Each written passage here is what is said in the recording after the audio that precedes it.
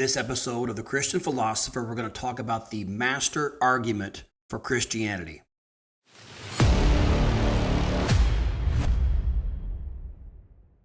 Welcome back, everyone. Scott Sullivan here from the Aquinas School of Theology and Philosophy. Today, we are talking about the master argument for Christianity.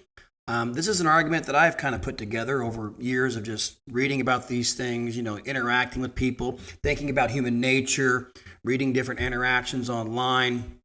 I formulated this argument. I also looked at some of the tactics of the older Jesuit evangelists and missionaries.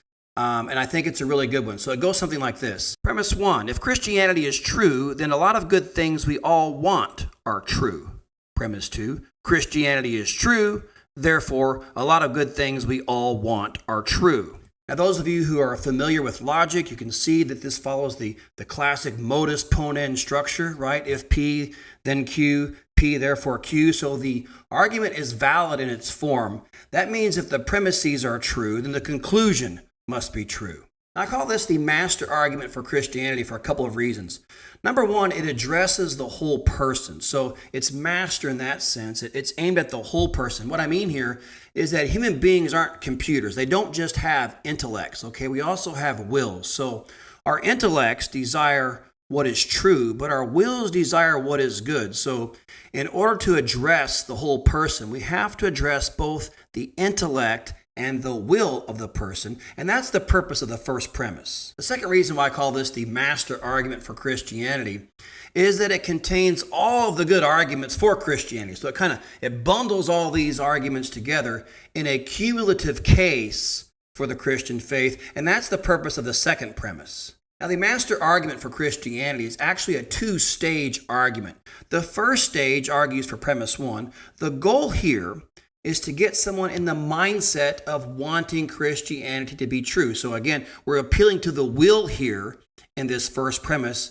And the goal is to think, man, I wish Christianity were true. That doesn't mean it is true. It just means that we want to put someone in the mindset of thinking, man, I wish this were the case. My life would be a whole lot better. That's the goal of stage 1.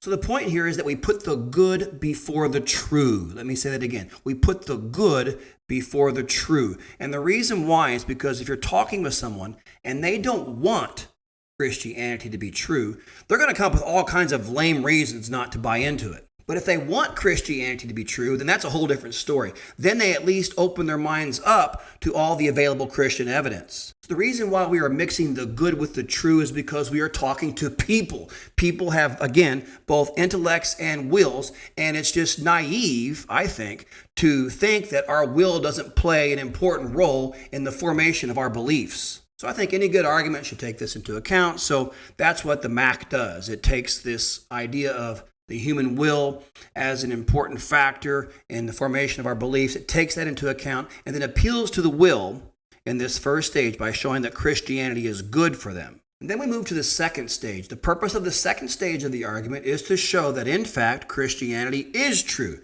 Just because something is good for you, that doesn't mean that it's so, right? It would be good if we had this universal cure for cancer. That would be great. I would love that. But that doesn't mean there is such a thing, right? So it's the same thing here. So in the second stage, we employ a series of arguments, 10 in fact, to build this sort of cumulative case for the Christian faith to show that Christianity is in fact true. So that's how the argument proceeds. We have good reasons for wanting Christianity to be true. That's stage 1, premise 1.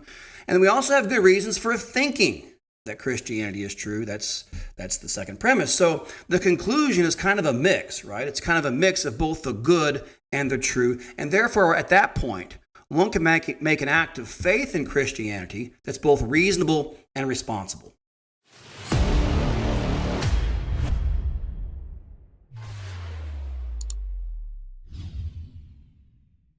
Hey guys, just real quickly here, if you like these videos and you want to learn more about some of the stuff that I teach, you can visit my website, scottmsullivan.com.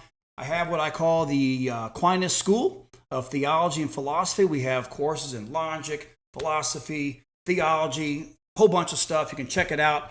We have a free trial. It's available on my website. Again, check it out, scottmsullivan.com.